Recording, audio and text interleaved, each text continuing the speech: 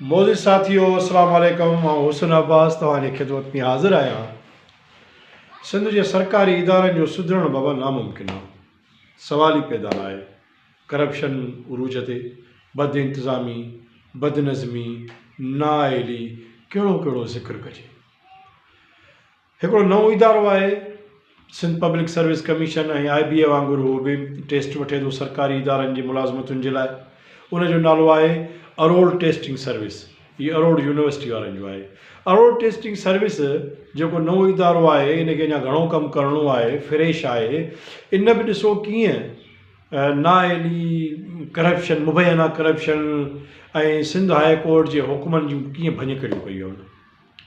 Arora testing service वारनि 21 डिसंबर ते शहीद बेनज़ीर भुट्टो यूनिवर्सिटी जे लाइ मुख़्तलिफ़ डिपार्टमेंट्स जे लाइ उमेदवारनि खां दरख़्वास्तूं घुरायूं। 399 उमेदवारनि लिखत में 21 डिसंबर ते इम्तिहान ॾिनो। इहो इम्तिहान अरोड़ टेस्टिंग सर्विस वारनि वरितो। अरोड़ टेस्टिंग सर्विस 21 डिसंबर ते 399 उमेदवारनि खां इम्तिहान वठी 25 डिसंबर ते पाण ई शॉर्ट लिस्ट करे 78 उमेदवारनि खे वेबसाइट ते रखी छॾियो। 78 उमेदवार हिननि शॉर्ट लिस्ट कया। शॉर्ट लिस्ट करणु अरोड़ टेस्टिंग सर्विस जो कमु ई कोन्हे को। इहो त शहीद बेनज़ीर यूनिवर्सिटी जो कमु आहे। हिननि जो कमु हुयो त हीअ स्क्रीनिंग टेस्टिंग वठी हीअ उन्हनि खे वापसि कंदा त बाबा हे 399 माण्हुनि जा असां इम्तिहान वठी छॾिया आहिनि। हाणे इदारे जी मर्ज़ी आहे त उहो शॉर्ट लिस्ट करे, मेरिट ते करे। पर इहो कमु बि अरोड़ टेस्टिंग जेको आहे सर्विस वारनि कयो आहे। अरोड़ टेस्टिंग सर्विस केतिरी वॾी नाअहली जो मुज़ाहिरो कयो आहे। हिकु त हिननि समूरनि उमेदवारनि जी रिज़ल्ट कान रखी आहे त कंहिं केतिरियूं मार्कूं खयूं, कंहिंजी रिज़ल्ट कहिड़ी आहे, केतिरी आहे, उहो कहिड़ी पंहिंजे उन ग़लतियुनि सबबु जेको आहे सो अहल नाहे, उनखे ख़बर पवणु खपंदी। पर हिननि उमेदवारनि जी 399 उमेदवारनि जी रिज़ल्ट पधरी कान कई, शो ई न कई। चुपचाप ॻुझ ॻोह में हिननि पंहिंजी मर्ज़ी सां उहो जेको आहे सो 78 उमेदवारनि जी शॉर्ट लिस्ट ठाहे वेबसाइट ते रखी छॾी। हाणे कंहिंजी फ़ोन बि नथा ॿुधनि, कंहिंखे ॿुधाइनि बि कोन था, को सबबु कोन्हे। इहो कानून ई कोन्हे। सिंध हाई कोर्ट जा सख़्तु हुकुम आहिनि त जेको बि इदारो टेस्ट वठंदो उन्हनि जी रिज़ल्ट जेका आहे उनखे पधरी करणी पवंदी। सिंध पब्लिक सर्विस कमीशन बि करे पई, IBA बि करे पई।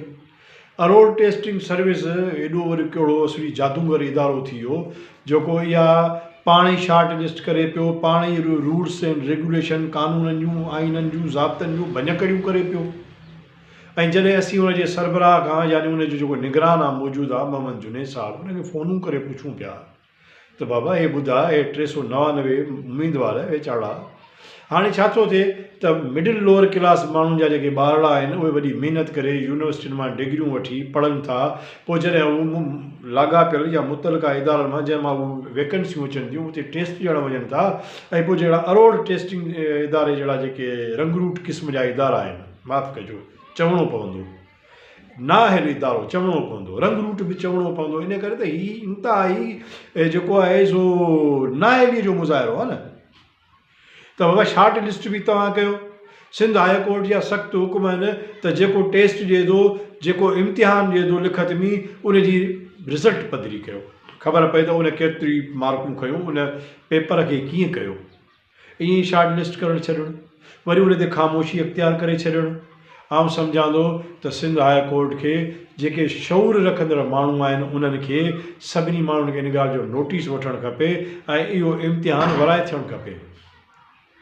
असांखे इहे बि ख़बरूं पियूं आहिनि त शहीद बेनज़ीर भुट्टो यूनिवर्सिटी में वेठल इंतिज़ामिया ऐं अरोड़ टेस्टिंग सर्विस जी इंतिज़ामिया पाण में गठजोड़ करे, ऐं थी सघे थो त मुबैना माण्हू था ॿुधाइनि, शक बि पैदा थींदा न। ज़ाहिर आहे जॾहिं तव्हां पंहिंजी नाअहलीअ जो मुज़ाहिरो कंदो त शक पैदा थींदा। तव्हां जॾहिं माण्हुनि खे टेस्ट बि वठो, वरी उन्हनि जी रिज़ल्ट बि पधरी न कयो, माण्हुनि खे ॿुधायो बि न, ऐं ॻुझ ॻोह में जेको आहे जो तव्हां हिकिड़ी पंहिंजी मर्ज़ी सां पंहिंजनि मनपसंदि उमेदवारनि जी शॉर्ट लिस्ट ठाहे छॾियो ऐं उहा वरी पोइ आवीज़ा करे छॾियो त बाबा वॾो असां हिकिड़ो माना वॾो कोई छा फतेह कयो था। नाअहली तव्हांजी केॾी ख्वारी पई थिए हींअर। उन करे अरोड़ टेस्टिंग सर्विस खे इन वराए टेस्ट वठणु खपे। बेनज़ीर भुट्टो शहीद यूनिवर्सिटी वारनि खे इन ते नज़रसानी करणु खपे। हाई कोर्ट खे इन जो नोटिस वठणु खपे। सुञाण माण्हू ऐं बाशऊर माण्हू इन ते पंहिंजो आवाज़ु बुलंद कनि। इहा जेका आहे चोरी रुकजणु खपे। जीअं IBM जी चोरी रुकी हुई, 4 दफ़ा 5 दफ़ा टेस्ट थी हुई, हिते बि ईअं थियणु खपे। वरी उमेदवारनि खे टिॼारनि पिया माण्हू खे त ईंदड़ टेस्ट में पोइ वरी तव्हांखे फेल करे छॾींदासीं। तव्हां फेल करण वारा कहिड़ो? तव्हांजी का बादशाही आहे फेल करे छॾींदो? तव्हां माना एॾा के फने खाना आहियो जो तव्हां वाउलेशन कयो, हाई कोर्ट जे हुकुमनि जी वाउलेशन कयो, रूल्स एंड रेगुलेशन खे टोड़ियो, पंहिंजूं मनमानियूं ॾेखारियो। कोई शराफ़त थींदी आहे यार। उन करे असीं उमेद था कयूं त 399 उमेदवारनि सां ज़रूरु इंसाफ़ थींदो। इहा वराए टेस्ट वरिती वेंदी, इन जो वरी इम्तिहान वरितो वेंदो, उनजी रिज़ल्ट पधरी कई वेंदी त जीअं उमेदवारनि खे ख़बर पए त भई असांजी हीअ रिज़ल्ट आई आहे, असीं अहल आहियूं या न आहियूं, छो न आहियूं। उन करे अरोड़ टेस्टिंग सर्विस जेको हींअर ई तकरारी बणिजी वियो आहे, उन करे ख़ुदा सिंध ते रहम कयो यार।